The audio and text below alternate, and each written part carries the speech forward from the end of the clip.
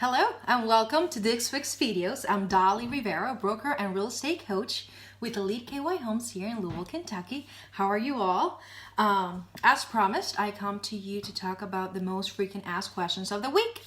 So the first question I have for you is, and this comes quite often, is what is the best mortgage loan program for me? So how would I answer that? First, what I would suggest is let's talk to a loan officer. Talk to a loan officer or talk to myself. Real estate agents normally are very involved in the lending process and will be able to tell you and to guide you to what would be the best program for you. However, whenever you're looking at a mortgage loan program, what is best for you might not be best for somebody else. So whenever we're looking into that, we need to take into consideration what are your wants, what are your needs, and then we can make a suggestion. There are hundreds of mortgage loan officers here in town. Well, thousands actually. And they all have pretty much the same programs, but some of them have very unique programs. So it just depends on what's best for you. If you talk to your realtor, they'll be able to guide you to the right direction. We talk to a lot of loan officers, and for the most part, they're really good. So come to us and just be very upfront and honest on what you want, and we'll guide you to the right direction at that point.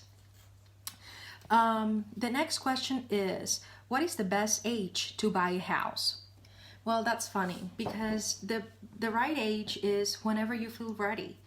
There is no certain age. It's not that you have to be 18 years old or that you are 80 years old and that's the best time to buy, or you are in your mid-30s. At the end of the day, you are the one that you know when you're ready. There is not really a best age to do that. I have clients that are 18 years old and I have had clients that are almost 90 years old. It just depends on you. What do you want? And not because a friend of yours bought it at age 35, that means you have to wait at that age.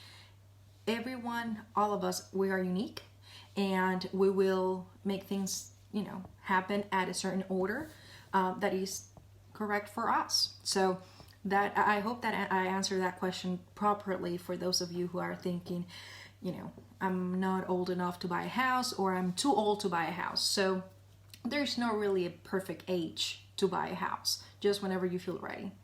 The other question is, do I have to owe money on my credit card to increase my credit score? Well, no, you don't. I have had quite a bit of clients that would come to me and say, well, I thought that I had to pay interest rate to the credit card in order for my credit to come up. Well, that's not true. That's just simply not true.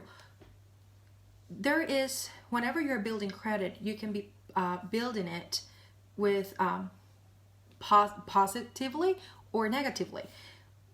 Whenever you owe more than 30% of your credit limit, so for example, if your credit limit on your credit card is $3,000, 30% of it would be $300. So that would be the most that you want to make things, that's the most that you would want to borrow. Actually, I'm sorry. The 30% out of the $3,000 will be $900. I would strongly suggest you to keep yourself within 1% to 10%, which it would be $3,000 would be the $300 credit limit. That would be the best way for you to increase your credit score the most and the fastest way, between 1 to 10%.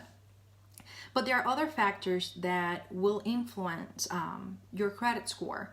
And I had another video talking about credit score, so that would be a good, if you want to know a little bit more about it, you can go to my page, Elite KY Homes, and I'll explain all the factors that rolls into your credit score. So no, you do not have to owe money to your credit card for you to build credit. And no, you don't have to pay the interest rate so the bank can give you credit. That's not the case. So the next question is how to fix my credit. It depends on what you have in your credit.